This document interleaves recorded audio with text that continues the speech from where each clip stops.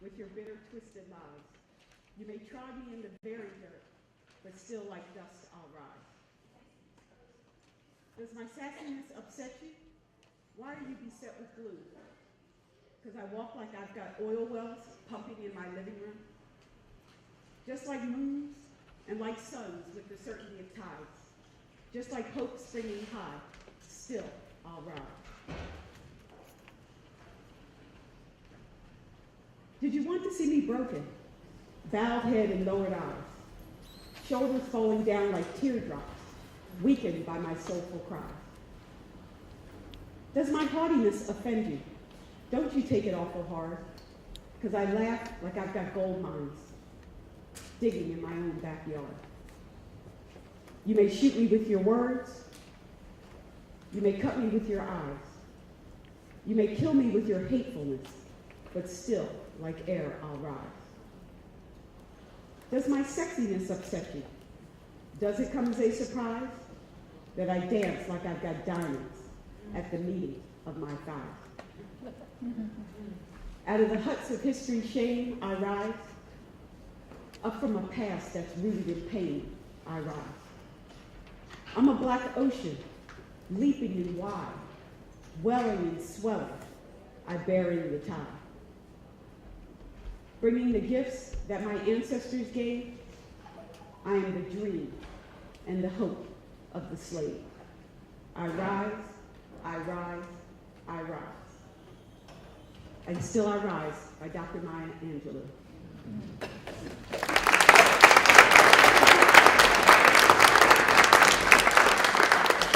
My name is Debbie Stroman. I am a black woman navigating these United States. I am a member of the United Church of Chapel Hill, and I'm happy to be amongst so many truth tellers in this room. Thank you to so many of you who've agreed to come read and perform. You are a truth teller, and I'm so glad that you're here tonight. I bring greetings from our church. You'll hear from our pastor, Cameron Barr, Fred Joyner, where's Fred? And Soteria Shepherdson, members here at the church. But we all stand on the shoulders of ancestors, of folks who have struggled and achieved, and who have moved on. And we're grateful for this opportunity to celebrate Black culture in our community.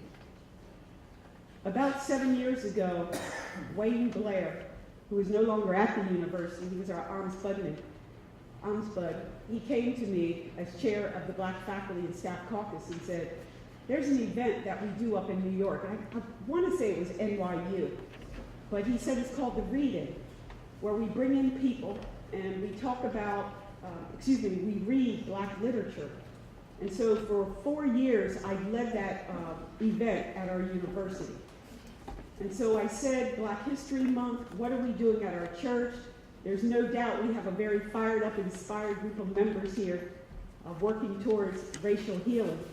And I said, why not bring the Read-In to the United Church of Chapel Hill? And thank you to many dear friends, many people here at our church who said, let's make it happen. We are here tonight. There's no doubt it takes a lot of energy and effort to put things on like this. And I want to definitely embarrass her and call out Laurie Pagliatelli. And thank you for her support.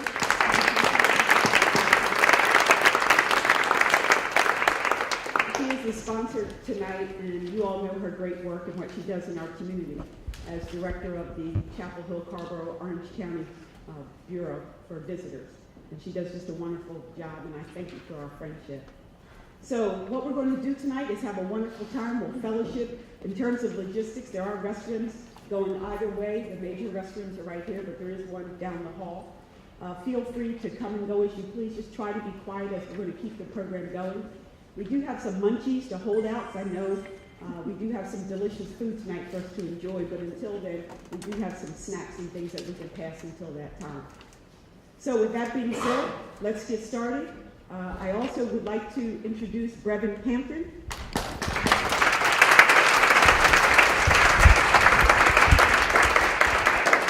He is an amazing artist, percussionist in the area, and he will provide amazing drumming tonight in between our readers and performers. performers.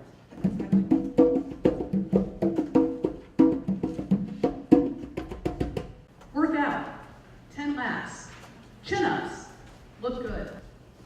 Steam room, dress warm, call home, fresh air.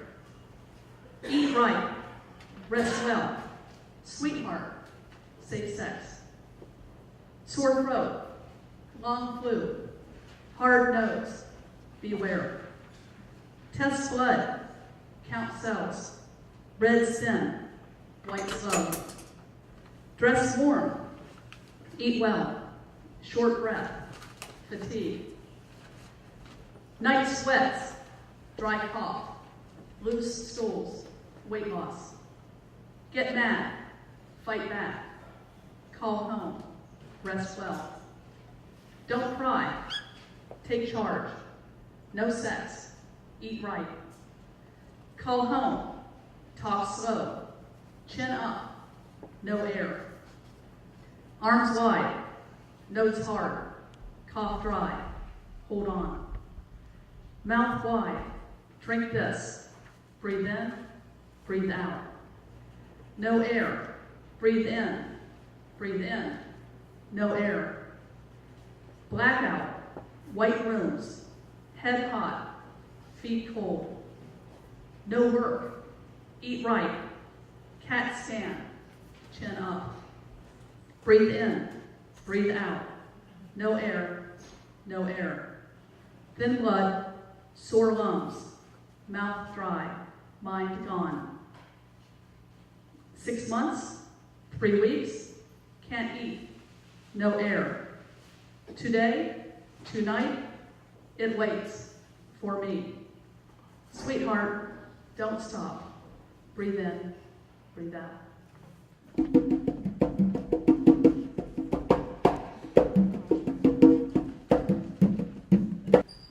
Banneker built the first American ticking clock.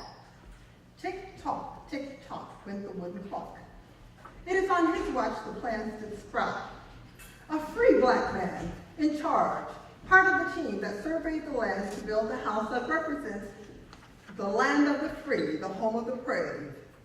Yes, he was free, and he was black, and he was smart, and he was brave. He had to be. He left a mark on history. He had a part of what became our nation's home, which was built by slaves who toiled to build the house we loved. The house took a while to feel like it was all of America's house, or even my house. It took a while to feel I would be welcomed as a guest, not there to serve or clean or wait upon, but there to participate in the debate, in the things that make this country great, and accepted as my home, in the house that represents the land of the free for you and me. Martin had a dream, and we all dreamed too that one day, black, white, yellow, red, and brown would stand together as one. Then the actions of many brave black, white, yellow, red, and brown found they could come together and work together to make our foundation strong. On November 2008, I cried with so many others when I saw with my own eyes a nation which I love become colorblind, a melting pot. The majority dared to stand together for change, refusing to believe the lies that stem from hate and bigotry. A nation who refused to participate in the negative debate about the lack of someone's pedigree or their family tree. A nation which stood behind a man who loved his wife, his family, his God. A man with principles, not purely defined by black or white, because he lives his life as black and white. A man committed to unite what was morally right.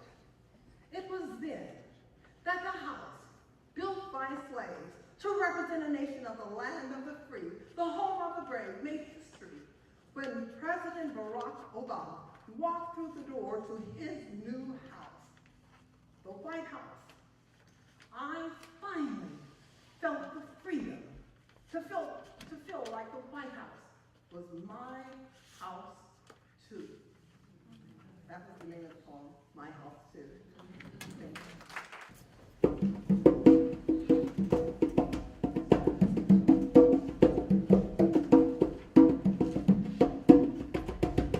We have waited for more than 340 years for our constitutional God-given rights. The nation of Asia and Africa are moving with jet-like speed toward gaining political independence, but we still creep at a horse and buggy pace toward gaining a cup of coffee at a lunch counter. Perhaps it is easy for those who have never felt the stinging darts of segregation to say, wait. But when you have seen vicious mobs lynch your mothers and fathers at will and drown your sisters and brothers at whim, when you have seen hate-filled policemen curse, kick, and even kill your black brothers and sisters, when you see the vast majority of your 20 million Negro brothers smothering in an airtight cage of poverty in the midst of an affluent society, when you suddenly find your tongue twisted and on your speech stammering as you seek to explain to your 6-year-old daughter why she can't go to the public amusement park that has just been advertised on television, and see tears welling up in her eyes when she's told that hometown is closed to colored children, and see ominous clouds of inferiority beginning to form in her little mental sky, and see her beginning to distort her personality by developing an unconscious bitterness toward white people. When you have to concoct an answer for a 5-year-old son who is asking, Daddy, why do white people treat colored people so mean? When your first name becomes nigger, your middle name becomes boy, however old you are, and your last name becomes John, and your wife and mother are never given the respected title of Mrs.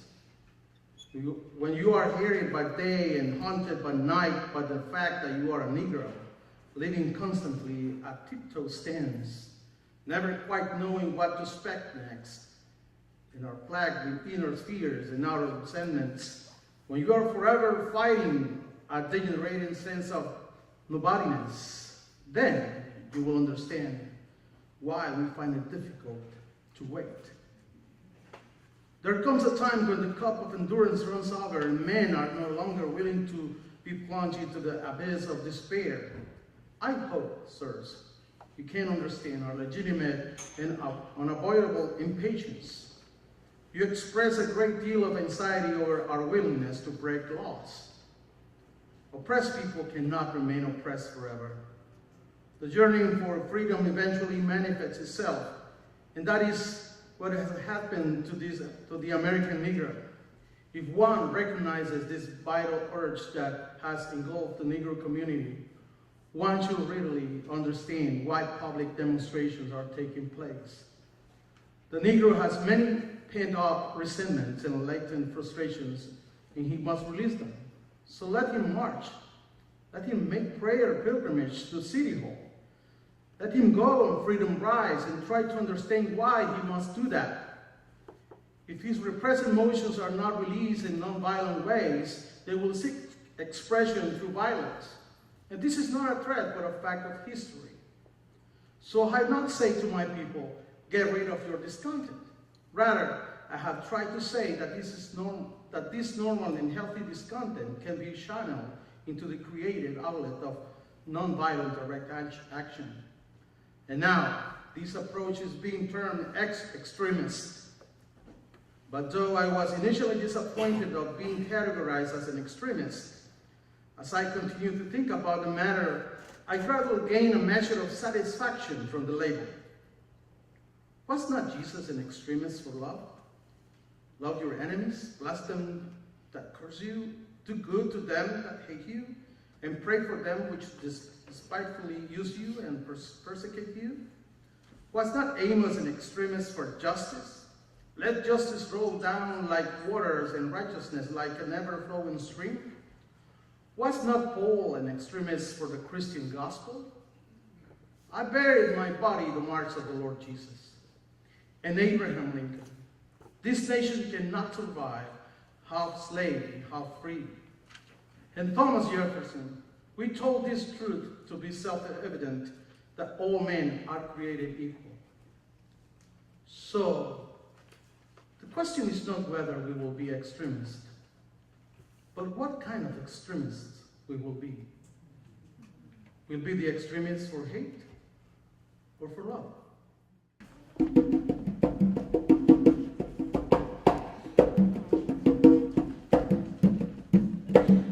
It's a good thing that you brought your own books with you, for you couldn't just go to the library and borrow some. Antigua used to have a splendid library. But in the earthquake, everyone talks about it the way that the earthquake. The Antiguans, for I am one, have a great sense of things, and the more meaningful the thing, the more meaningless we make it. The library building was damaged. This was in 1974. And soon after that, a sign was placed out in front of the building, saying this building was damaged in the earthquake of 1974. Repairs are pending. The sign hangs there, and hangs there more than a decade later, with its unfulfilled promise of repair. And you might see this as sort of a quaintness on the part of the islanders, the people descended from slaves. What a strange, unusual perception of time they have. Repairs are pending. And here it is many years later, but perhaps in a world that is 12 miles long and 12 minutes, 12 years, 12 days are all the same. The library is one of those splendid old buildings from colonial times. Not very long after the earthquake, Antigua got its independence from Britain, making Antigua a state in its own right. And Antiguans are so proud of this day that each year to mark the day, they go to church and thank God, a British God, for this. But you should not think of the confusion that must lie in all that. You must not think of the damaged library. You have brought your own books with you. And among them is one of those new books about economic history, one of those books explaining how the West, meaning Europe and North America after its conquest and settlement by the Europeans, how the West got rich. The West, not rich from the free in this case meaning got for nothing, but undervalued labor. For generations of the people like me you see walking around you in Antigua. From the ingenuity of small shopkeepers in Sheffield and Yorkshire and Lancashire or wherever. And what a great part the invention of the wristwatch played in it. For there was nothing noble-minded men could not do when they discovered they could slap time on their wrists, just like that. Isn't that the last straw? For did we have to suffer the unspeakableness of slavery, but the satisfaction to be had from "we made you rich" is taken away too? And so you needn't let that slightly funny feeling you have from time to time about exploitation, oppression, domination, develop into full-fledged unease, discomfort. You could ruin your holiday. They are not responsible for what you have. You owe nothing. In fact, you did them a big favor, and you can provide 100 examples.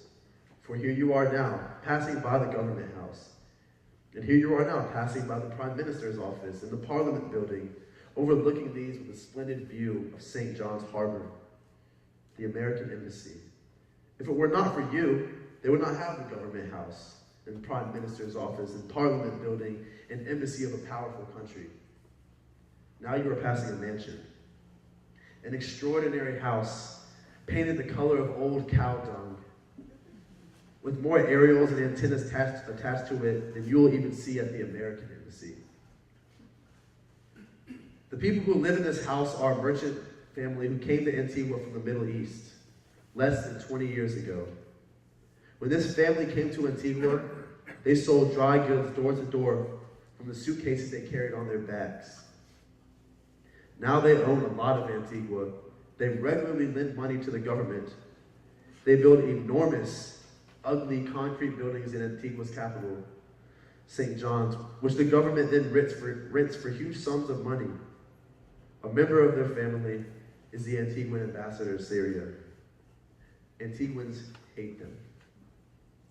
Not far from this mansion is another mansion, the home of a drug smuggler. Everybody knows he's a drug smuggler, and if you were just as you were driving by, he stepped out his door, your driver might point out to you as the notorious person that he is. For this drug smuggler is so rich that people say he buys cars in tins. That he bought a house near 5 islands, contents included, with cash he carried in a suitcase. 350,000 American dollars. And to the surprise of the seller of the house, there were lots of American dollars left over.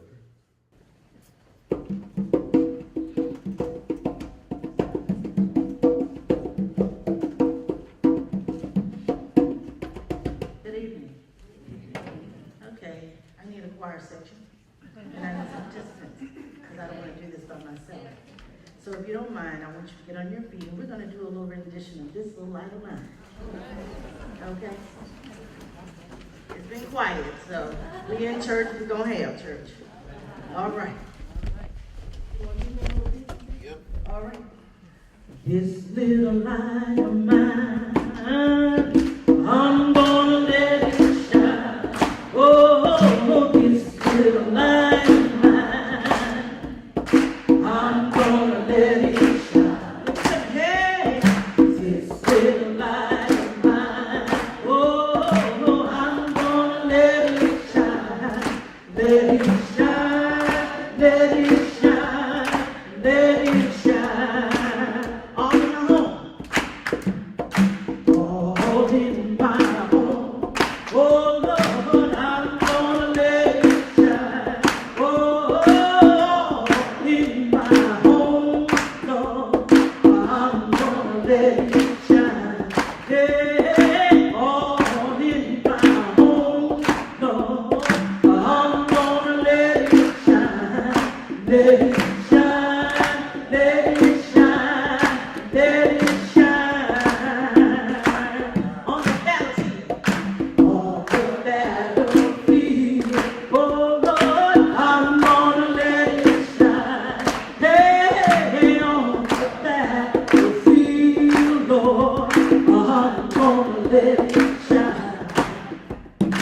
On the battlefield, Lord, I'm gonna let it shine.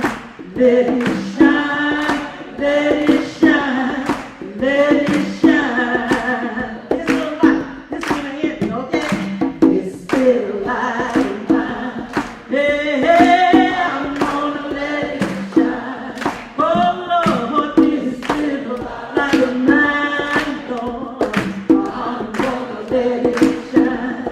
Hey, this little light of mine, Lord, I'm gonna let it shine. Let it shine, let it shine, let it shine. Hallelujah! Hey!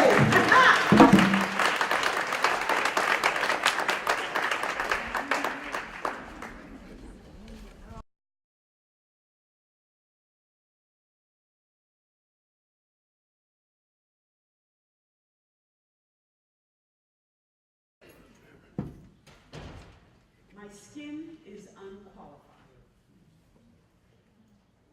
A mini autoethnography of Black scholar activism for predominantly white education. He added this poem to an essay that he wrote. My skin is unqualified assemblages of race in time in dialogue. Member checking, crystallization, critique, and critical inquiry with others like and unlike me. Am I just liberal, old-fashioned, and radical inside? Enough to hear and protect my own Black political hide. And my skin is unqualified for this academic ride. Still I rise, fail, fall, and rise above eyes of prejudiced pride. My skin, red from Maya Little's blood painting social justice, Campus soldiers and civilians share racial battle fatigue when fighting hateful groups who prefer silent and grateful tropes. I am representing the underrepresented on hand. Witnessed white students with race cards played to have a brother band. As he serves more committees than senior faculty have planned for target talent, superstars of his academic strand.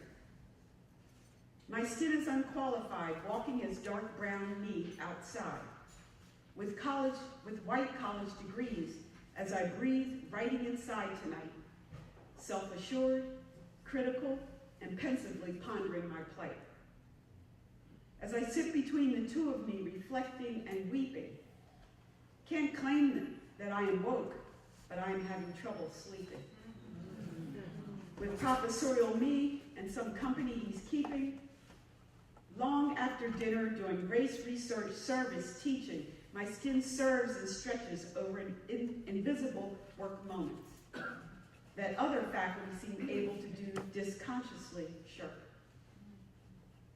Cautious of white anti-racists, though welcomed accomplices, I am black students resolute, sad, weary of excuses. Poured pain on my neckties rendered Jerry and Cortland's nooses, worn in our communities that whitewash black abuses, and profess to favor freedom as whiteness reproduces. My skin is unqualified as a poet to publish lines, black father, husband, son, brother, education professor.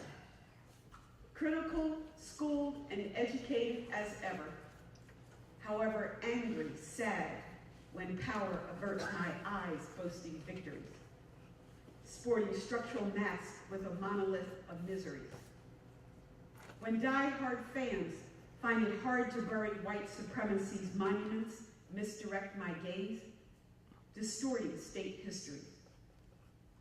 I am a 1980s picture of Jordan and Perkins, juxtaposed with a monument that silently hates and ghosts, like the horsewhipped Negro wench who insulted Southern lady. I am the child who qualified for school lunch, free and reduced, now qualified for free lunch, dinner, and snacks, but whites still choose the task. How to diffuse white supremacy with white-based rules. The invitation for my voice sometimes smells of well-cooked roost. My skin is unqualified. Am I? Am I? I am. Am I?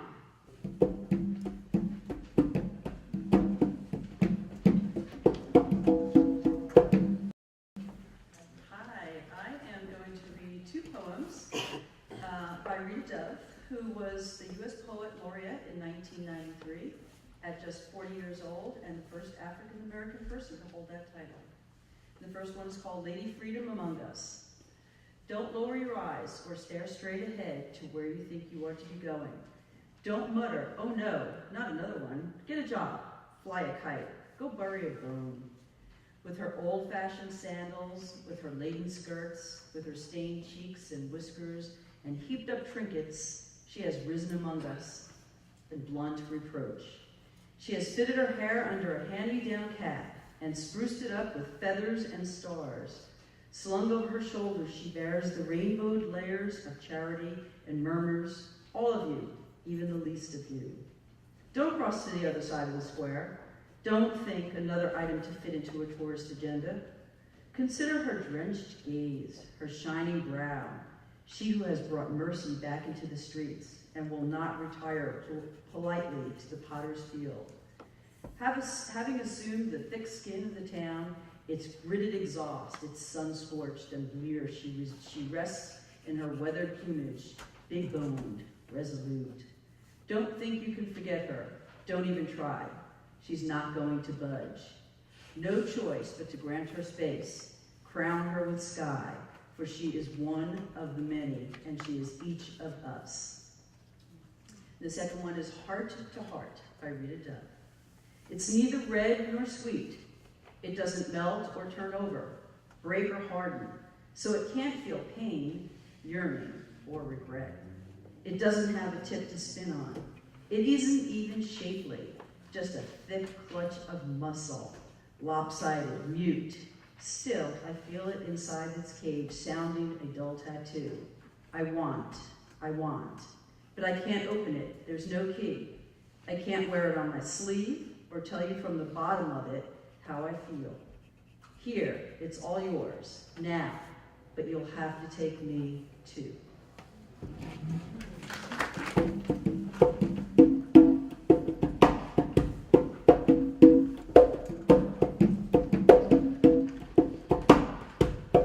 I'm going to read a poem that was written by Langston Hughes in 1949.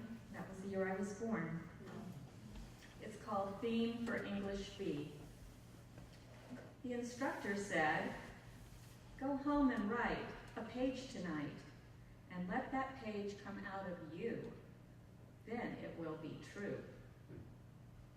I wonder if it's that simple. I am 22, colored, born in Winston-Salem. I went to school there, then Durham, then here, to this college on the hill above Harlem. I am the only colored student in my class. The steps from the hill lead down into Harlem, through a park, then I cross St. Nicholas, 8th Avenue, 7th, and I come to the Y, the Harlem Branch Y, where I take the elevator up to my room, sit down, and write this page. It's not easy to know what is true for you or me at 22, my age. But I guess I'm what I feel and see and hear. Harlem, I hear you. Hear you, hear me. We two, you, me, talk on this page. I hear New York too. But me? Who? Well, I like to eat, sleep, drink, and be in love. I like to work, read, learn, and understand life. I like a pipe for a Christmas present, or records. Bessie, Bop, or Bop.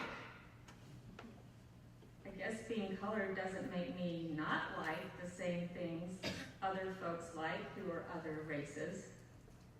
So will my page be colored that I write? Being me, it will not be white.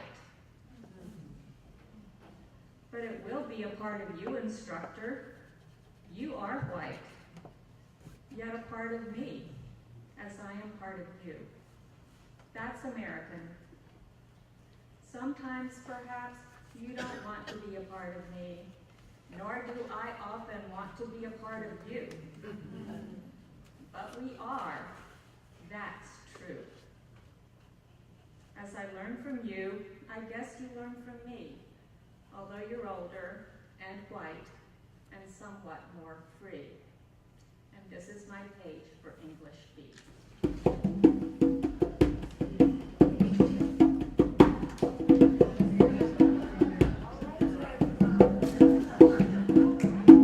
So I will start by saying that there are a lot of myths about slaves and during slavery, and so what I chose tonight is from a book that has letters of American slaves. And I'll read a little bit. The chapter is called To Make Free. There's different topics. But throughout the slave period, bondsmen attempted to purchase themselves and their families out of bondage by convincing masters to fix a price, finding work, and saving enough money to compensate their owners. Around the turn of the 19th century, when slavery was not always profitable, some masters were willing to enter into such arrangements. But after the 1820s, as the plantation system expanded, state legislatures prohibited slaves from hiring out their own time and refused to recognize these relationships. Because of their bad example to slaves and their participation in conspiracies like Denmark Bessie's Free Blacks were increasingly regarded as a threat to Southern society, so that whites attempted to prevent self-purchase and to drive freedmen from the South. So deceitful masters oftentimes reneged on arrangements that had been made even after the fees had been paid. So other slaves, such as George Moses Horton, whose poem I'm going to read tonight, tried to earn enough money to purchase himself by performing unusual services. Horton belonged to a Chatham County, North Carolina master who sometimes permitted him to hire out his own time at 50 cents per day at the University of North Carolina, where he learned to read and write and compose letters and poems for the students, which they turned in at their own. In 1829, with the help of benevolent whites, Horton published in Raleigh a collection of poems entitled The Hope of Liberty, hoping to raise enough money to gain his freedom and emigrate to Liberia. Even though the book was reprinted in 1837 by Philadelphia abolitionists as poems by a slave, Horton's efforts failed. Finally, when Union troops swept through North Carolina in April 1865, Horton escaped to their lines and accompanied a Union general to Philadelphia. There, about 1868, he published a second book entitled Naked Genius, just before his death. His poem I'm reading tonight is called On Liberty and Slavery. Alas, am I born for this? To wear this lavish chain, deprived of all created bliss through hardship, toil, and pain. How long have I in bondage lain, language to be free? Alas, must I complain, deprived of liberty? Oh heaven, there is no relief this side the silent grave, to soothe the pain, to quell the grief and anguish of a slave. Come, liberty, thou cheerful sound, roll through my ravished ears. Come, let my grief and joys be drowned, and drive away my fears. Say unto foul oppression, cease, ye tyrants, rage no more, and let the joyful trump of peace now bid the vassal soar. Soar on the pinions of that dove, which long has cooed for thee, and breathed her notes from Africa's grove, the sound of liberty. O liberty, thou golden prize, so often sought by blood, we crave thy sacred sun to rise, the gift of nature's God. Bid slavery hide her haggard face and barbarism fly. I scorn to see the sad disgrace in which enslaved I lie. Dear liberty, upon thy breast I languish to respire, and like the swan unto her nest, I do thy smiles retire. Oh, bless the silent heavenly balm. Unto the boughs I flee, and in the shades the storm shall come with songs of liberty.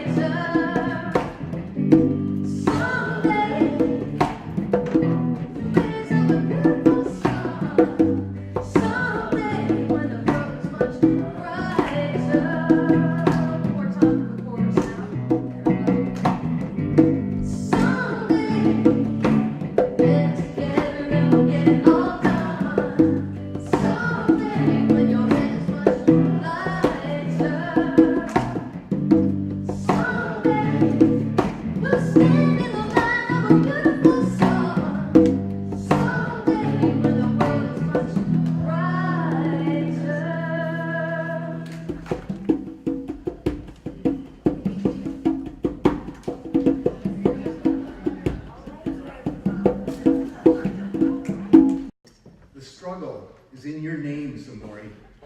You were named for Samori Touré, who struggled against French colonizers for the right to his own black body. He died in captivity, but the profits of that struggle and others like it are ours, even when the object of our struggle, as is so often true, escapes our grasp. I learned this living among people whom I never have chosen, because the privileges of being black are not always self-evident. We are, as Derek Bell once wrote, the faces at the bottom of the well. But there really is wisdom down here, and that wisdom accounts for much of the good in my life. And my life down here accounts for you. There was also wisdom in those streets. I think now of the old rule that held that should a boy be set upon in somebody else's chancy hood, his friends must stand with him, and they must all take their beating together. I now know that within this edict lay the key to all living. None of us were promised to end the fight on our feet, fists raised to the sky. We could not control our enemy's number, strength, nor weaponry. Sometimes you just caught a bad one. But whether you fought or ran, you did it together, because that is the part that was in our control. What we must never do is willingly hand over our own bodies or the bodies of our friends. That was the wisdom. We knew we did not lay down the direction of the street, but despite that, we could and must fashion the way of our walk. And that is the deeper meaning of your name, that the struggle in and of itself has meaning. That wisdom is not unique to our people, but I think it has special meaning to those of us who were born out of mass rape, whose ancestors were carried off and divided up into policies and stocks. I have raised you to respect every human being as singular, and you must extend that same respect into the past. Slavery is not an indefinable mass of flesh. It is a particular, specific, enslaved woman whose mind is active as your own, whose range of feeling is as vast as your own, who prefers the way that the light falls in one particular spot in the woods, who enjoys fishing where the water eddies in a nearby stream, who loves her mother in her own complicated way, thinks her sister talks too loud, has a favorite cousin, a favorite season, who excels at dressmaking and knows inside herself that she is intelligent and as capable as anyone. Slavery is this same woman born in a world that loudly proclaims its love of freedom and inscribes this love in its essential texts, a world in which these same professors hold this woman a slave, hold her mother a slave, her father a slave, her daughter a slave. And when this woman peers back into the generation, all she sees is the enslaved. She can hope for more. She can imagine some future for her grandchildren. But when she dies, the world which is really the only world that she can ever know, ends. For this woman, enslavement is not a parable. It is damnation. It is the never-ending night. And the length of that night is most of our history. Never forget that we were enslaved in this country longer than we have been free. Never forget that for 250 years, black people were born into chains, whole generations followed by more generations who knew nothing but chains. You must struggle to truly remember this past in all its nuance, error, and humanity. You must resist the common urge toward the comforting narrative of divine law, toward fairy tales that imply some irrepressible justice. The enslaved were not bricks in your road, and their lives were not chapters in your redemptive history. They were people turned to fuel for the American machine. Enslavement was not destined to end, and it is wrong to claim our present circumstance, no matter how improved, as the redemption for the lives of people who never asked for the posthumous, untouchable glory of dying for their children. Our triumphs can never compensate for this. Perhaps our triumphs are not even the point. Perhaps struggle is all we have, because the God of history is an atheist, and nothing about his world is meant to be. So you must wake up every morning knowing that no promise is unbreakable, least of all the promise of waking up at all. This is not despair. These are the preferences of the universe itself: verbs over nouns, actions over states, struggle over hope. The birth of a better world is not ultimately up to you, though I know each day there are grown men and women who will tell you otherwise. The world needs saving precisely because of the actions of these same men and women. I'm not a cynic. I love you, and I love the world, and I love it more with every new inch that I discover. But you are a black boy, and you must be responsible for your body in a way that other boys cannot know. Indeed, you must be responsible for the worst actions of other black bodies, which somehow will always be assigned to you. And you must be responsible for the bodies of the powerful. The policeman who cracks you with a nightstick will quickly find his excuse in your furtive movements. And this is not reducible to you. The women around you must be responsible for their bodies in a way you will never know. You have to make your peace with the chaos, but you cannot lie. You cannot forget how much they took from us and how they transfigured our very bodies into sugar, tobacco, cotton, and gold.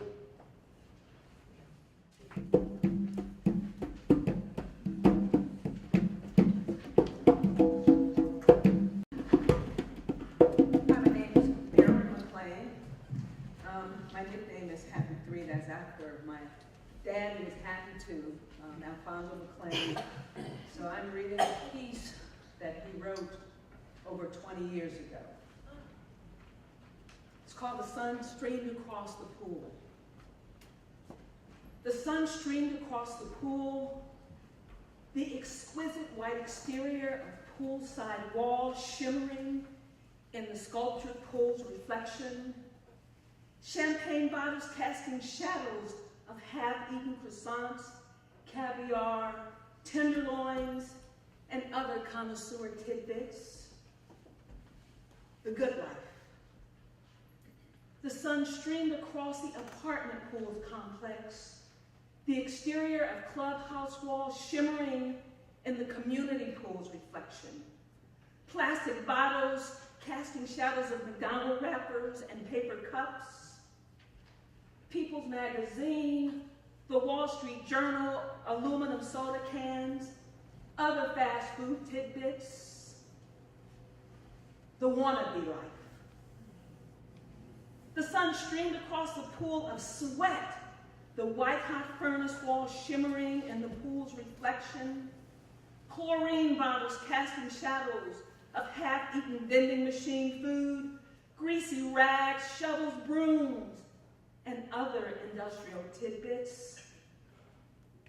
The industrial working poor life.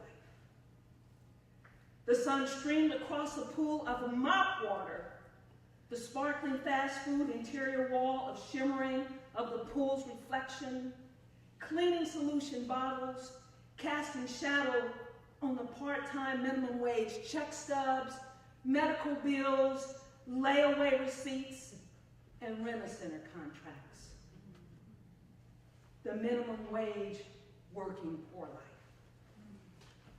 The sun streamed across a pool of piss, the dingy exterior of the pool room wall shimmering in the pool's reflection, wine bottles casting shadows on rat shit, beer cans, potato chip bags, food stamp book covers, discarded crap bags, and litter of every description. The ghetto life. The sun streamed across the mirage of a pool of water, the face of an emaciated mother and dying child shimmering in the drought pool's reflection, scraggly leafless trees casting shadows on milkless mothers, AIDS-ravaged kinsmen, carcasses and dried bones of animals, and foreign country language signs. The third world poor life. Happy Two's 10-10-10-70 theory. 10% of the people, 3% who control global economics, and 7% of paid managers who by commission or omission are motherfuckers. Words are not vulgar. The actions they describe are vulgar. 10% of the people are wannabes by whatever means. Family or ruthless means work to become their heir apparent. 10% of the people want the material benefits of being motherfuckers, but whose consciousness recoils at the insidious effects of fellow human beings, which leaves them confused, wavering between good and evil. 70% of the people in the world merely want to live a decent quality life, maintain their cultural heritage, and establish a better way of life for their children. The sun streams across the pools of sparkling humanity, reflecting the diversity of God's creation. Good and evil are reflected in this pool of humanity. Look into the pool. What reflection do you see? The Bible says, seeing, they see not. Hearing, they hear not. And they do not understand.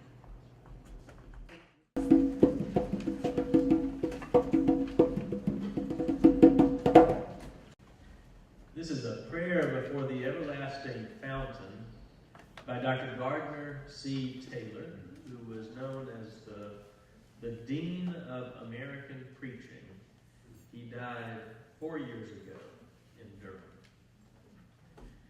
Our Father and our God, we open now our very souls before Thee, for something within us craves food which the bread of this world cannot satisfy. We would slake our thirst at the everlasting fountain. We thank Thee for all Thou hast done for us, for the way Thou hast shepherded us and provided for us all this journey through, for family and friends and the fulfillment of daily work, above all for Jesus Thy Son, our Lord. We lift before Thee our nation, so splendid in possibility, so stricken and uncertain in this moment of its history. Give us again the vision of a nation under God, moving to be what Thou wouldst have us be and to do what Thou dost bid us do. We pray for all political prisoners and indeed for all who languish in cells anywhere. Likewise, we hold up before thee those who have come within sight of the grave. Sustain them. Bless our young people seeking to find the point and purpose of their lives. Bless all who are here and those who worship with us beyond this visible company.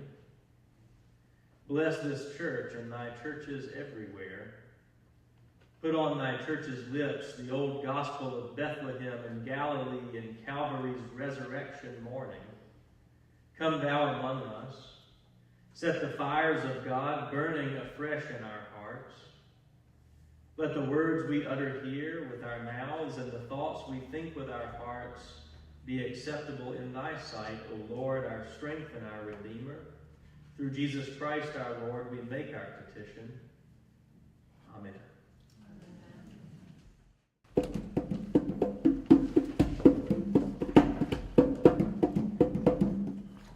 This is a poem that I first read when I was about 14 years old. I grew up in a public housing project in the Bronx, raised by my stepmother, who worked at a nursery school, and I used to help the janitor clean up because, well, he used to sip a little bit, so he'd give me a few dollars to do some of that work. And I found this book in the classroom of poetry, and I sat and read it. And I read it every chance I got, and it stayed with me. And eventually, he gave it to me. Whether he had the right to do that, I did. So, with one modification that we took the liberty to undertake, that is gender inclusive at the very end of the poem. This is a poem called For My People, for Margaret Walker. Black folks have been taught to hate each other and themselves. This is the antithesis of that. For My People, by Margaret Walker. For my people everywhere, singing their slave songs repeatedly, their dirges and their ditties and their blues and jubilees, praying their prayers nightly to an unknown God, bending their knees humbly to an unseen power. For my people, lending their strength to the years, to the gone years and the now years, and the maybe years, washing, ironing, cooking, scrubbing, sewing, mending, hoeing, plowing, digging, planting, pruning, patching, dragging, along, never gaining, never reaping, never knowing, and never understanding. For my playmates in the clay and dust and sand of Alabama backyards, playing baptizing and preacher and doctor in jail, and soldier in school and mama and cooking, and playhouse and concert, and store and hair and Miss Coombe and company. For the cramped, bewildered years, we went to school to learn to know the reasons why and the answers to and the people who and the places where and the days when, in memory of the bitter hours when we discovered we were black and poor and small and different, and nobody cared and nobody wondered and nobody understood. For the boys and girls who grew in spite of these things to be men and women, to laugh and dance and sing and play and drink their wine and religion and success, to marry their playmates and bear children, and then die of consumption and anemia and lynching. For my people thronging 47th Street in Chicago and Lenox Avenue in New York and Rampart Street in New Orleans, lost, disinherited, dispossessed, and happy people filling the cabarets and taverns and other people's pockets, needing bread and shoes and milk and land and money and something all our own. For my people walking blindly, spreading joy, losing time being lazy, sleeping when hungry, shouting when burdened, drinking when hopeless, tied and shackled, and tangled among ourselves by the unseen creatures who tower over us omnisciently and laugh. For my people blundering and groping and floundering in the dark of churches and schools and clubs and societies, associations and councils and committees and conventions, distressed and disturbed and deceived and devoured by money-hungry, glory-craving leeches, preyed on by facile force of state and fad and novelty, by false prophet and holy believer. For my people standing staring, trying to fashion a better way from confusion, from hypocrisy and misunderstanding, trying to fashion a world that will hold all the people, all the faces, all the Adams and Eves in their countless generations. Let a new earth rise. Let another world be born. Let a bloody peace be written in the sky. Let a second generation full of courage issue forth. Let a people loving freedom come to growth. Let a beauty full of healing and a strength of a final quenching be pulsing in our spirit and our blood. Let the martial songs be written.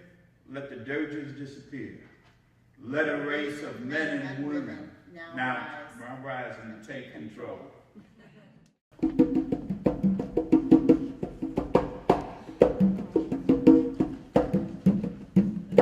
James Baldwin, when he appeared on the Dick Cavett Show in 1968.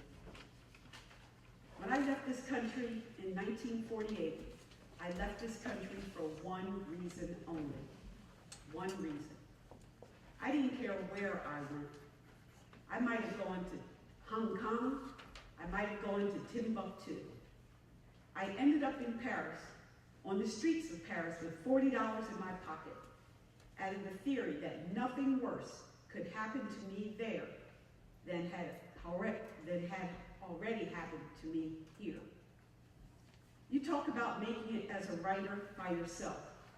You had to be able then to turn off all the antenna in which you live, because once you turn your back on this society, you may die. You may die. And it's very hard to sit at a typewriter and concentrate on that if you are afraid of the world around you. The years I lived in Paris, it did one thing for me. They released me from that particular social terror, which is not the paranoia of my own mind, but a real social danger, visible on the face of every cop, every boss, everybody. I don't know what most white people in this country feel, but I can only include what they feel from the state of their institution. I don't know if white Christians hate Negroes or not, but I know we have a Christian church that's white and a Christian church which is black. I know as Malcolm X once put it, it is the most segregated hour in American life. It's high noon on Sunday. That says such a great deal for me about a Christian nation. It means that I can't afford to trust most Christians, most white Christians, and I certainly cannot trust the Christian church. I don't know whether the labor unions and their bosses really hate me. That doesn't matter. But I know I'm not in their unions. I don't know if the real estate lobbies keep me in the ghetto. I don't know if the Board of Education hates black people. But I know the textbooks they give to my children to read in the schools that we have to go to. Now this is the evidence. You want me to make an act of faith, risking my life, my woman, my sister, my children, on some idealism which you assure me exists in America and which I have never seen? James Baldwin.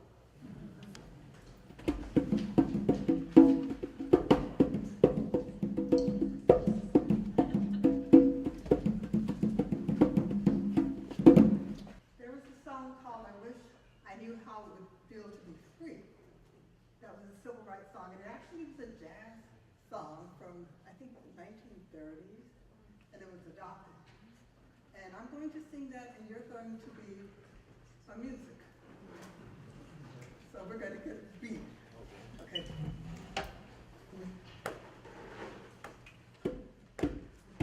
And you're going to snap your fingers, and if you know the song, you're going to sing it. I might change the tempo. You'll follow me. I've never sung it, but I wish I knew how it would feel to be free. I wish I could break all the chains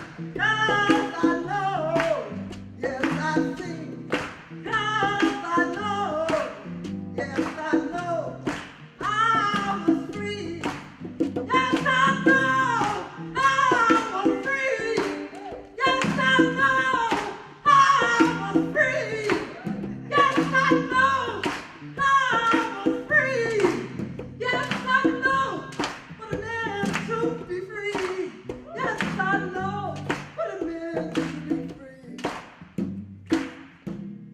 Rough in and hard.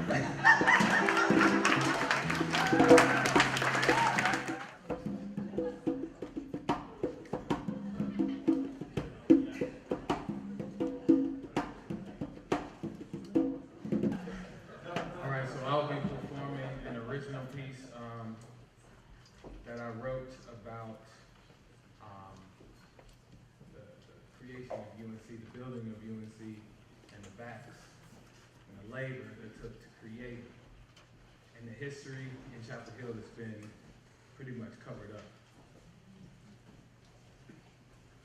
Chapel Hill is a place where I've never been able to explain its feel. I mean, this has to look like Pleasantville, USA. The Carolina blue gloss seals our edges. It's our finishing coat of paint. It touches up our corners and covers our blemishes. I can't see why you wouldn't want to live here. I mean, I've never seen one, but I'm pretty sure our brochures are awesome. I can see it now. Welcome to Chapel Hill, where we've got good schools, good basketball, and sometime down the road, some good football. If you ever need a reason to come here, just remember, we're not Durham or Fayetteville. You'd almost get the eerie feeling that we're perfect here, but just how a fresh coat of paint only covers a dirty wall, and sweeping some dirt under a rug ain't never made a floor clean, Chapel Hill ain't everything that our outsiders perceive. I remember I used to hate cleaning. I was good at vacuuming, and every now and then I'd dust, but I was never good at putting things away. Every spring cleaning would lead me to sift through crumpled papers in search of treasure. My closet was a gold mine. History of my life that I'd thrown away like broken promises. And Chapel Hill has a closet of history books and museums underneath its soil. Our feet are planted on broken spines of books. History that was whipped and ripped out of our textbooks like loose-leaf pages, and our hands are stained from its paper cuts.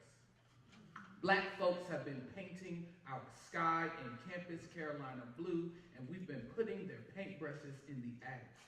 Their backs have been building blocks of our beauty, and their legacies have been hiding like shadows in midnight. These dead souls have been cataloging living libraries, dying to be read. Oral histories that would have penned paragraphs, but many have been stacked silently in the basement beneath our souls. In my 32 years of living, Chapel Hill has always been a lovely place to live. The grass always seems mowed. Everybody got their china sets that you can't touch. We've dusted our countertops, and our furniture has been put so it is feng shui. We greet you at the door here, and we ask you about your family.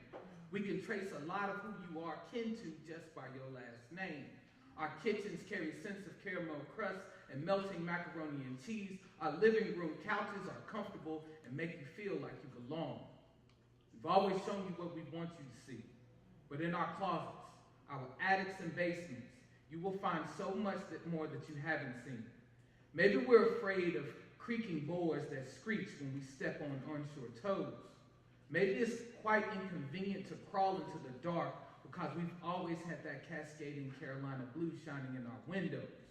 Or maybe the smell of rotting history is too pungent for your nostrils to inhale. But I ask of you, let's take a trip downstairs or pull down that door from our ceiling and uncover those treasures that we thought we lost a while back. Let's crack open those old journals and blow circling dust rings off the newspapers. Let's hear the voices that whisper underneath our wood floors and tell those stories to one another. So these wonderful bodies that have been tossing and turning in their coffins because they feel like that we've forgotten them can finally rest the way God intended.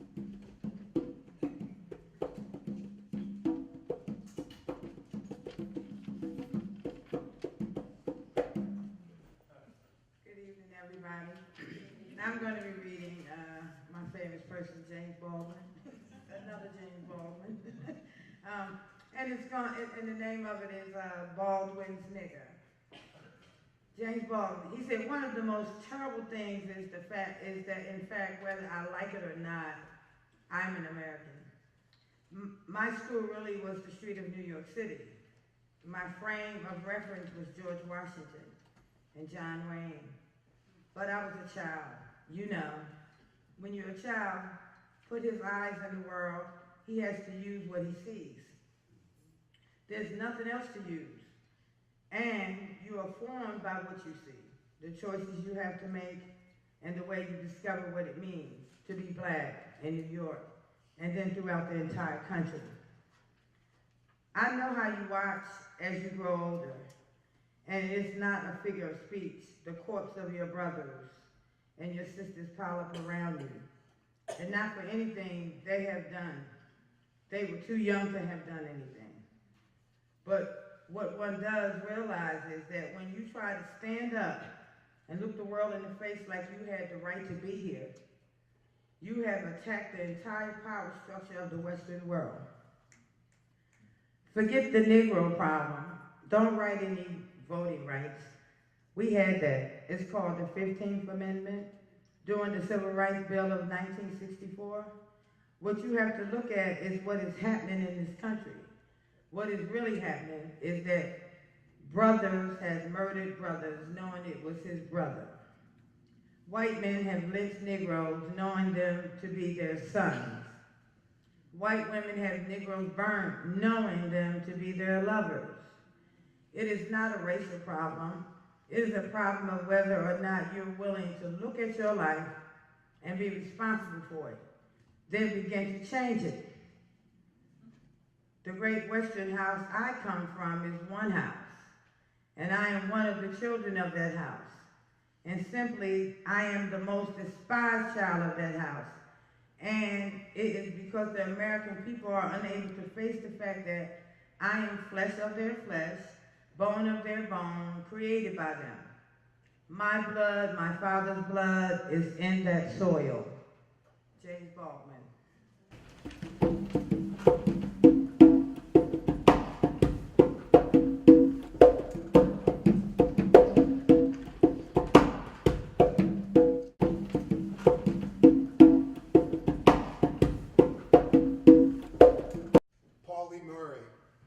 Amir Baraka, Sekou Sundiata, Simpson Wilson, Aletha Wilson, Frederick J.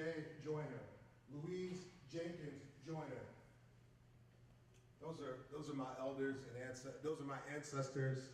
The last four people were my ancestors. The Wilsons, my mother's side, Joyners, my father's side. And then Audre Lorde through Sekou Sundiata are my poetic lineage, people who have inspired me. I was going to read some James Baldwin too, but I decided to change it up. I do want to read one thing. In all of what you read of Baldwin, I think it's worthy to note that Baldwin, Pastor Cameron preached a sermon last week about righteous anger. And when you read Baldwin has a righteous anger, a prophetic righteous anger, right? What he was writing about in The Fire Next Time is happened. It happened in our past. It's happening now. So, but I want to read this. I want to read this one quote because it's easy to miss what I think is under his critique and his criticism. I love America more than any other country in this world. And exactly for this reason, I insist on the right to criticize her perpetually. So when you read Baldwin and you think about his anger, you think about his love also, right? The criticism comes from a place of love.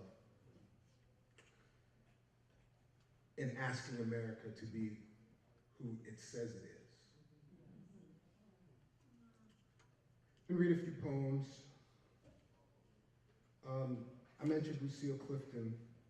She's one of my favorite poets because what she accomplishes in such a small amount of space. If you look at her poems, they're all very short poems.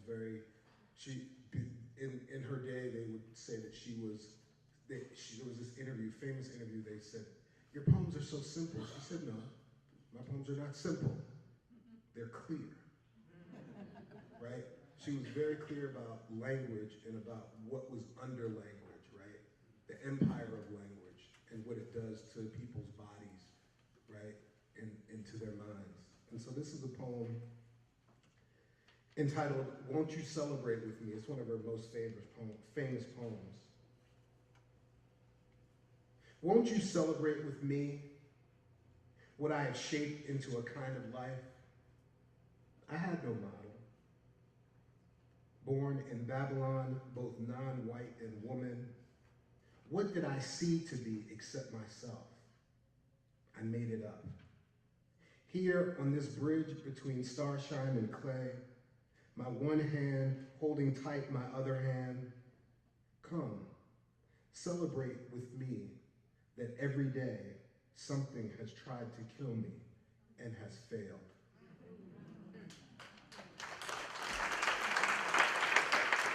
Yeah, I mean, you see the Clifton, right? And they're all like that. I had a professor at DC, he talked about her poems as little hand grenade bouquets, right? So this is a poem by another one of my favorite poets, is Robert Hayden. And this is a poem called Frederick Douglass. It's Frederick Douglass. And the thing to note about this poem is that it's written in the mode of an orator as a tribute to Frederick Douglass's oratory. Frederick Douglass.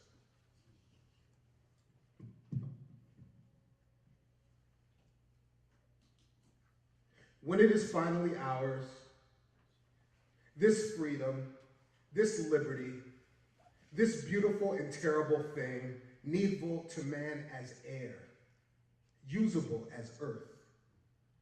When it belongs at last to all, when it is truly instinct, brain matter, diastole, systole, reflex action, when it is finally one, when it is more than the gaudy mumbo-jumbo of politicians, this man, this Douglass, this former slave, this Negro beaten to his knees, exiled, visioning a world where none is lonely, none hunted, alien.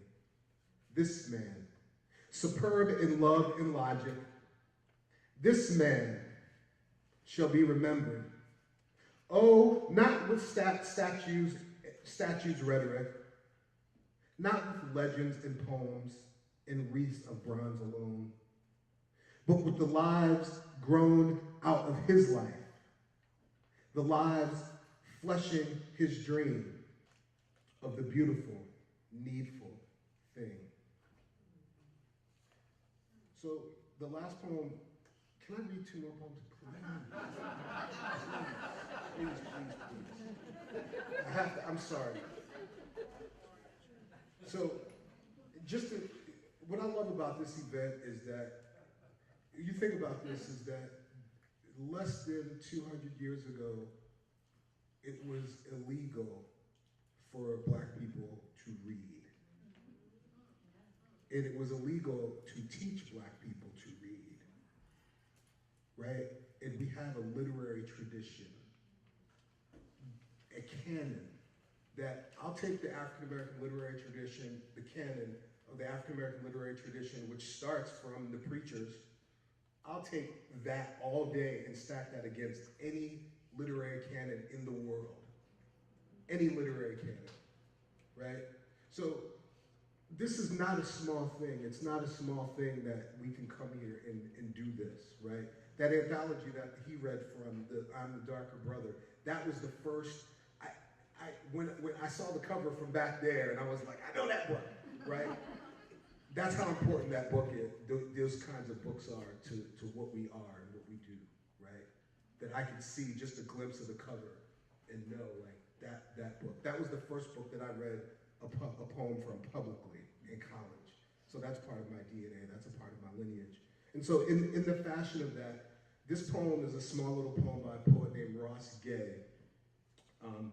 And he uses the word needful as a reference to the poem that I just read, the Frederick Douglass poem. And this poem is about Eric Garner. So it brings what Douglass was, what Hayden was talking about into the present, into the right now, into the moment that we're in right now. And you can tell by the title, the reference, a small needful fact.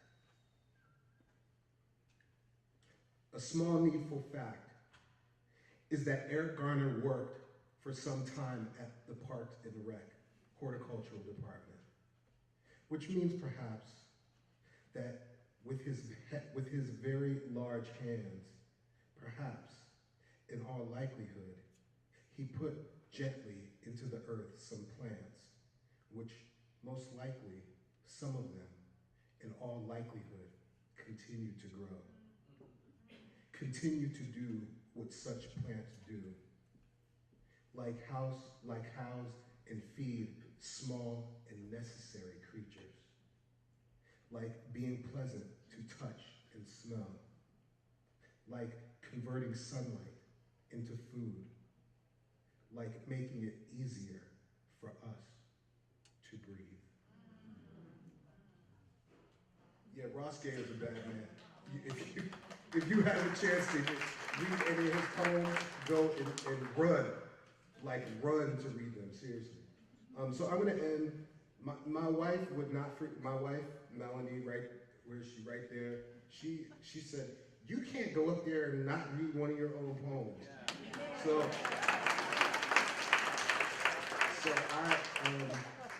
I'm gonna read a poem. This is a poem about, so when I moved to Washington, D.C., and I moved into D.C. proper, I moved to this little place called Anacostia. It's a part east of the river. It's one of the most it had been up until very recently. No, it's still now. It's one of the most neglected neighborhoods in the city. It's kind of like the place where literally people put their trash. And it used to be an old like white community. And then after the riots, after the insurrection of when Martin Luther King was assassinated,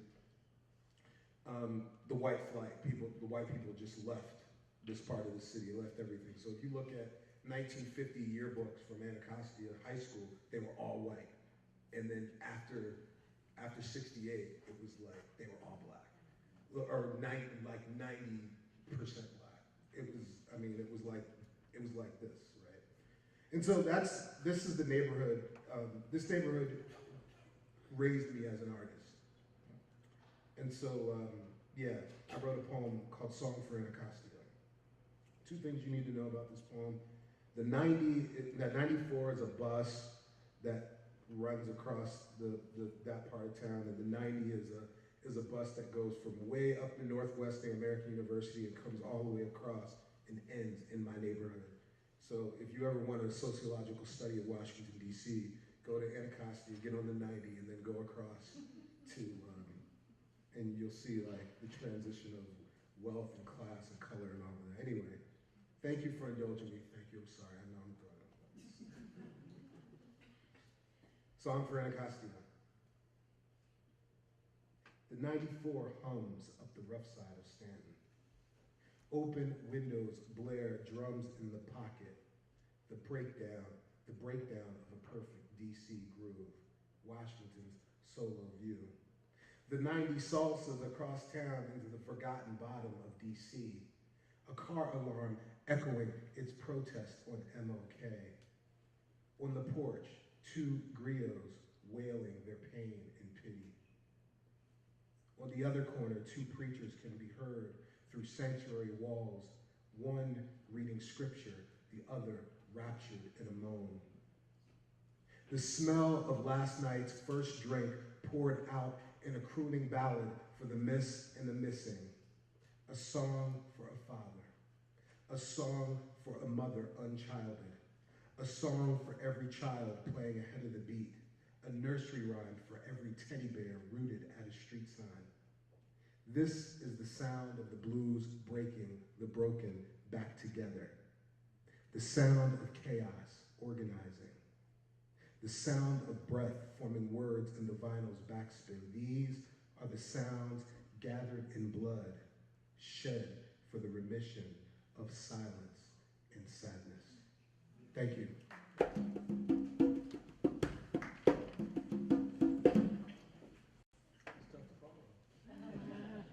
I'm going to read a section from the memoir of retired Dallas Police Chief David Brown. Some of you all, it's called Call to Rise. Some of you all may remember, or you may have first learned of Chief Brown back in 2016 when 5 white Dallas police officers were killed at a demonstration. The demonstration was a protest of a police officer shooting an unarmed black man. And so in the weeks and months after that incident, he led tirelessly and amazingly in trying to help his community heal. And I think in many ways became America's police chief in those months afterwards. He has since retired. Hallmarks of his tenure, though, were, number one, he rose up to be a major city chief, and he talks about his experiences as a black man doing so, and the challenges there. The hallmarks of his tenure were accountability and police-community relations. So I think this section here will be good evidence of that. De-escalation of violence, that was among my greatest priorities as chief. Cameras and tasers aren't just supplements to community policing, they are community policing. They are tools that can make the use of deadly force a last resort rather than a first one. The priority is always to preserve life. Any non-lethal tool that can be used to make us safer should be used, and that includes holding officers responsible to the standards they sworn to keep. In my experience, not every rookie who makes it through the academy is suited to be a cop. Mine too, by the way. Most officers are well aware of that. They know the cops they don't want to ride with. They're the ones who add fuel to any dispute that erupts or start fights and escalate incidents rather than seeking to restore calm. They likely represent a small percentage of the force, but their behavior wreaks havoc for everyone else. That's why the bedrock of community policing has to be accountability, a fact I've become painfully aware of a few years into my tenure. An officer on my team once shot an unarmed black man. She claims she'd done so because she was in fear for her life, but there have to be facts to support that claim. If a suspect surrenders, and in this case an independent witness testified that the man had put up his hands, it is unlawful for a cop to shoot, period. This officer was fired. The police union protested on her behalf, but determination stood. I took no joy in ending this officer's livelihood and career with the department, believe me. If union politics got me fired because I terminated an officer for shooting an unarmed person who had his hands up, then that would be a good firing. I can leave with my head up, my dignity in check. The law is the law, and as challenging and dangerous and messy as it can be to serve as a cop, officers must abide by the rules. When they don't, their peers and supervisors have to be the first to hold their feet to the fire. How else can we restore the public's faith in the vast majority of law-abiding officers who, year after year, bring great honor to this noble profession? David Brown, Call to Rise.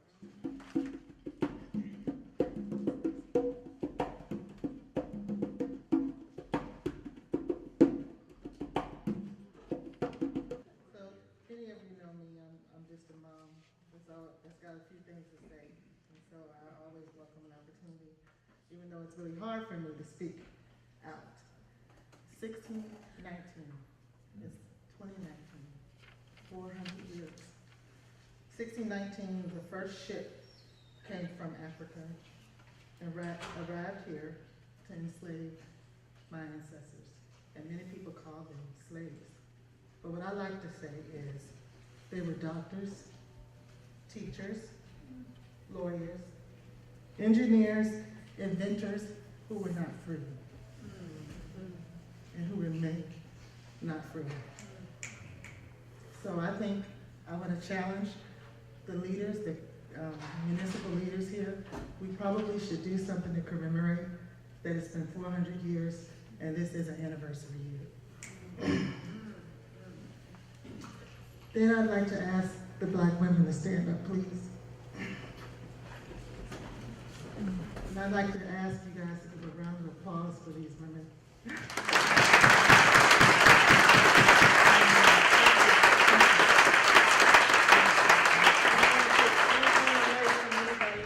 contributions that anybody made, but I can tell you that these women are always in the rooms, always fighting, always pushing for more, always challenging, always stepping up, always volunteer. And we are so grateful to have them. My sisters, the poem I chose tonight, both commemorates the year, the 400 years we have been here, and also it's an homage to you. Thank you so much. And I'm very, have a problem with my nerves, so just bear with me. All right. They in the water. Thank you. In the water, children, wade in the water. God's gonna turn the water.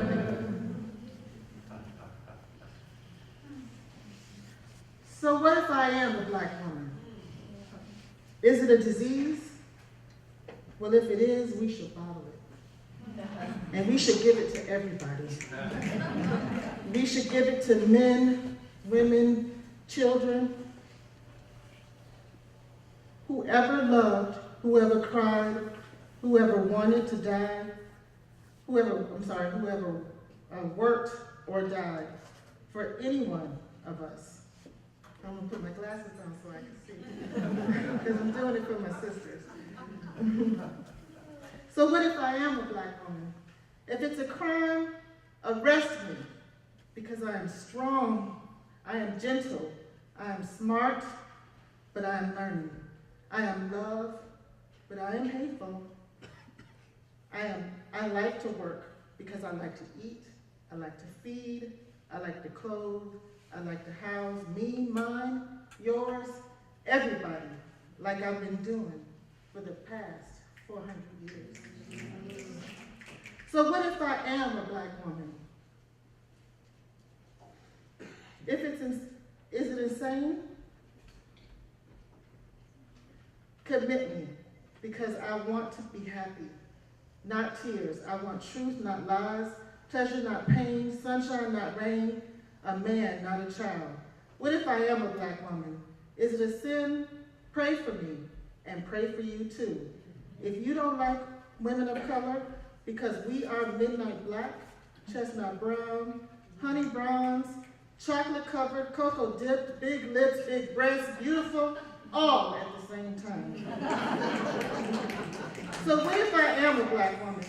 Does it bother you that much because I want a man who wants me, loves me, trusts me, respects me, and gives me everything because I give everything back plus? What if I am a black woman? I've got rights, the same as you.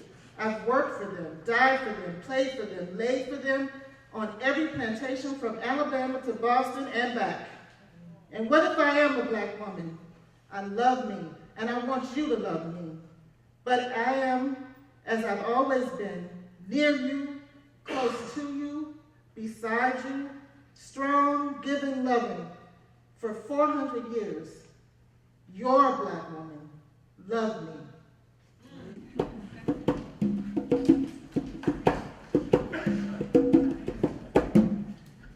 Good evening. And just before I start, I want to say that Deb thanked us, the Visitor Bureau, for sponsoring tonight's meal, but I just want to say wow to Deb. She constantly brings us together and does such great things for our community.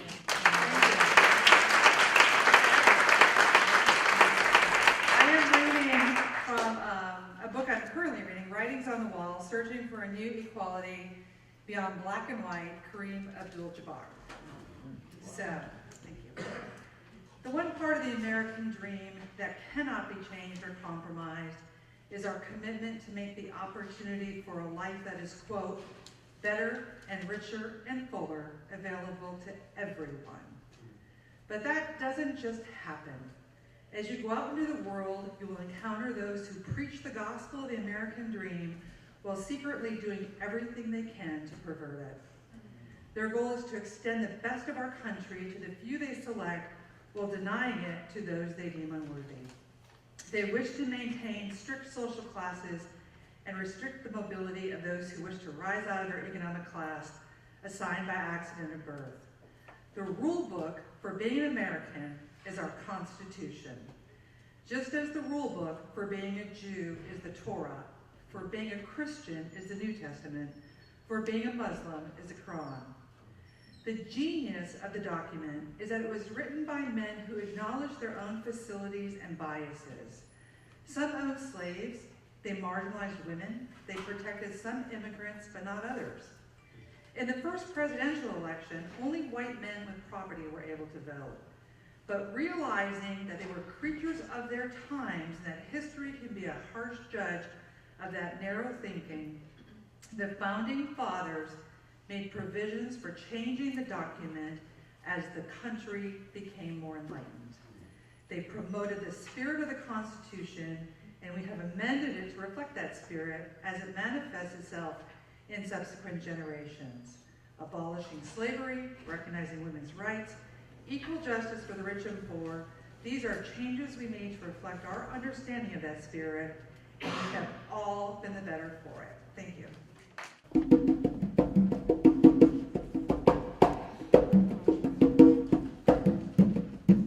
If you allow me to separate those two poems, because the first one was pretty intense, but I'm so inspired by my dad, who is on the other side, and just the power of love. And so this poem was inspired a couple years ago when I fell in love again. It's called Ancestry Portal of Love. This is how I love you. So deep, so fierce, so passionate, unconditional. My love for you, Karen. It is the love of our ancestors. It is the love our ancestors had for each of us, for each other, for us not yet born. They dare not openly express in those times that space of physical bondage, but inside they coveted the strength to love. Now they express through us. It is not only my love, but their love. You experienced it with your mother or aunts, Mama dear. It is their courage to love that we share with each other. It is their voice that we hear when we share thoughts. It is their breath that we breathe.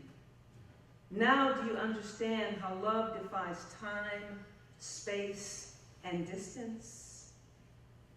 Now do you understand how words can't capture my love for you? The depth and breadth of our holy spiritual union, generations of unexpressed love, now free to be in the expression of you and me. We are love unlimited. The pain of the Middle Passage gave birth to a fierce courage to love and protect, to honor and have reverence for the skin we are in. Black women loving each other. It is my ancestry, your ancestry, our ancestral portal of love. It is their blessings of love that we breathe into each other. I kiss that love into you. I want the sweet words that roll off my tongue, my arms wrapped around you to bring sanctuary to your soul. It is power and grace that wraps around us as we share the fire of making love, mind, body, and spirit. We are the embodiment of their love, expressing through us. They make it possible for me to love you this way. All my love to you, Karen J.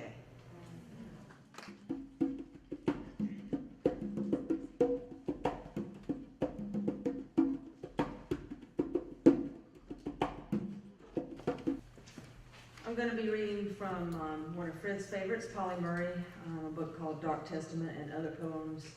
Polly Murray had a bunch of lives just to only have one. She was a legal crusader, a theorist, activist, educator, first ordained black female Episcopal priest, co-founder of the National Women's Rights Organization, and held a degree from Harvard Law School. She has become one of the women that I am learning to admire most in my life. This is simply number 5.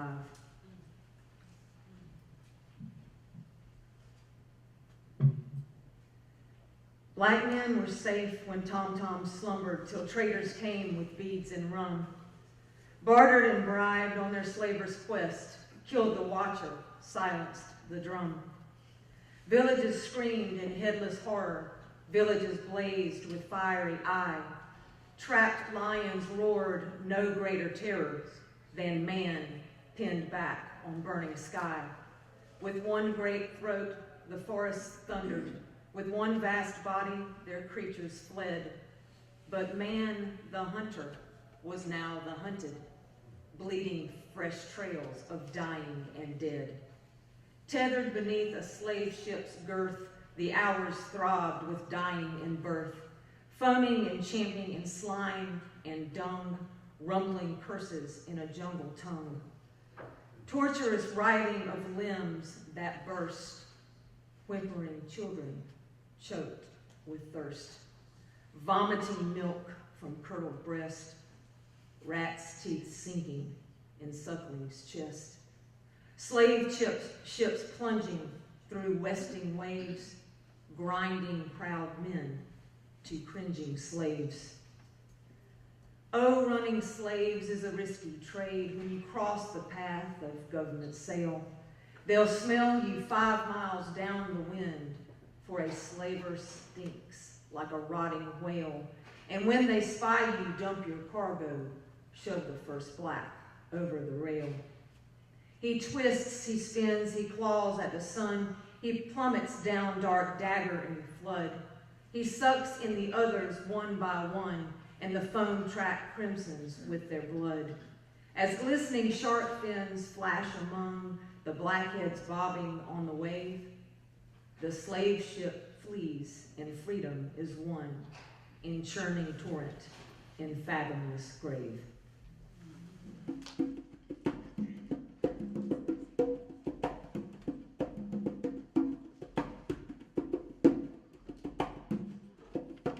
didn't come directly after the poet laureate, but I do know that I'm now standing in between the Duke and Carolina games. So.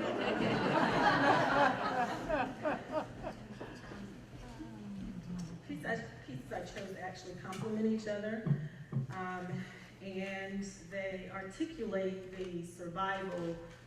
one of the survival tools that I learned, one through observation growing up here. I was born and reared here in Chapel Hill. So growing up here as a little black girl, living in public housing, living on Rogers Road, living in a community in North Side that was very supportive and encouraging, isolated from some of the hard things that we would experience and learn. And I observed and listened to the women, particularly in my family and in my communities who were service workers here. Many of them worked for white families. They were nannies, and many of them worked for the university as housekeepers and so forth. And early on, we learned lessons. One was told to us when we were little. When you go out here in front of these white folk, y'all better not act like y'all ain't got no sense. Some would say you better act like you got some home training. So early on, we learned about masks. And for the most part, I sort of took the lesson to heart, but those of you who know me know that sometimes I just don't feel like wearing a mask. And that's hard, even for some of my good allies in the social justice movement, because the mask is much more palatable and easier for people to accept. Between me and the other world, there is ever an unmasked question, unmasked by some through feelings of delicacy, by others through the difficulty of rightly framing it. All nevertheless flutter around it. They approach me in a hesitant sort of way, eye me curiously or compassionately, and then instead of saying directly, how does it feel to be a problem? They say, I know an excellent colored man in my town, or I fought at Mechanicsville, or do not these southern outrages make your blood boil? At these I smile, or am interested, or reduce the boiling to a simmer as the occasion may require. To the real question, how does it feel to be a problem? I answer seldom a word, and yet being a problem is a strange experience, peculiar, even for one who has never been anything else, save perhaps in babyhood and in Europe. It is in the early days of rollicking boyhood that the revelation first bursts upon one, all in a day, as it were. I remember well when the shadows swept across me. I was a little thing away up in the hills of New England where the dark Hoosic winds between Hoosic and Taconic to the sea. In a wee wooden schoolhouse, something put into the boys and girls' heads to buy gorgeous visiting cards, 10 cents a package in exchange. The exchange was married to one girl, a tall newcomer, refused my card, refused it with a glance. Then it dawned upon me with a certain suddenness that I was different from the others, or like mayhap in heart and life and longing, but shut out from their world by a vast veil. After the Egyptian and Indian and Greek and the Roman, the Negro is sort of seventh son, born with a veil and gifted with a second sight in this American world, a world which yields him no true self-consciousness, but only lets him see himself through the revelation of the other world. It is a peculiar sensation, this double consciousness, this sense of always looking at oneself through the eyes of others, of measuring one's soul by the tape of a world that looks on in amused contempt and pity. One ever feels his two-ness, an American, a Negro, two souls, two thoughts, two unreconciled strivings, two warring ideals in one dark body whose dogged strength alone keeps it from being torn asunder. The history of the American Negro is the history of this strife, this longing to attain self-conscious manhood, to merge his double self into a better and truer self. In this merging, he wishes neither of the older selves to be lost. He would not Africanize America, for America has too much to teach the world and to Africa. He would not bleach his Negro soul in a flood of white Africanism, for he knows that Negro blood has a message for the world. He simply wishes to make it possible for a man to be both a Negro and an American, without being cursed and spit upon by his fellows, without having the doors of opportunity closed roughly in his face.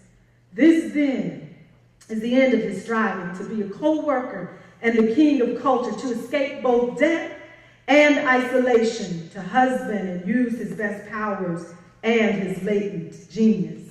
These powers of body and mind have in past been strangely wasted, dispersed, and forgotten. The shadow of a mighty Negro passed flights through the tell of Ethiopia, the shadowy and the Egypt of the Sphinx.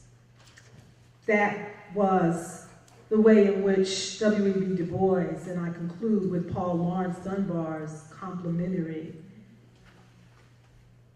interpretation of the mask that we wear as African Americans. We wear the mask that grins and lies, that hides our cheeks and shades our eyes, this debt we pay to human guile. With torn and bleeding hearts we smile. We learn how to do that a lot here in Chapel Hill. And mouth with myriad subtleties. Why should the world be overwise in counting all our tears and sighs? Nay, let them only see us while we wear the mask. We smile, but O great Christ, O Christ, to thee from tortured souls arise. We sing, but oh, the clay is vile beneath our feet and long the mile. But let the world dream otherwise. We wear the mask.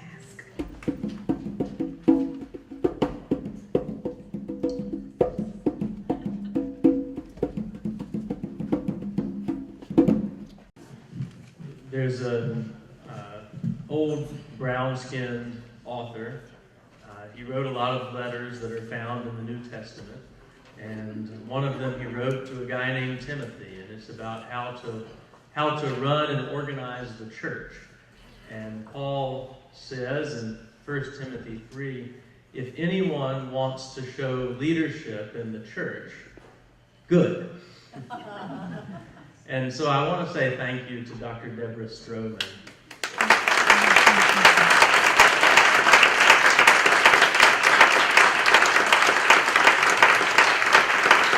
Because this is such a good example of leadership in the church helping us to do something new or helping us to do something old in a new way.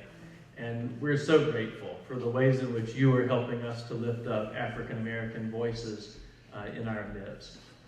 Let's give thanks for this night together with the word of prayer.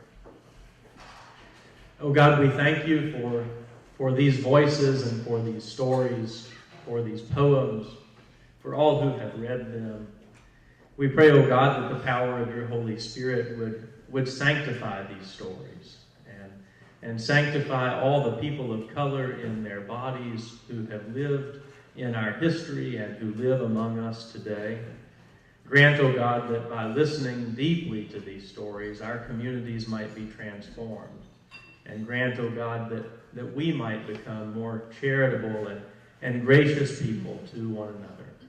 We give you thanks and ask for your Spirit to fall upon us and to go with us as we leave this place. I know, oh God, that there are people among us tonight who may pray to you from many different traditions. And I pray in Christ's name. Amen.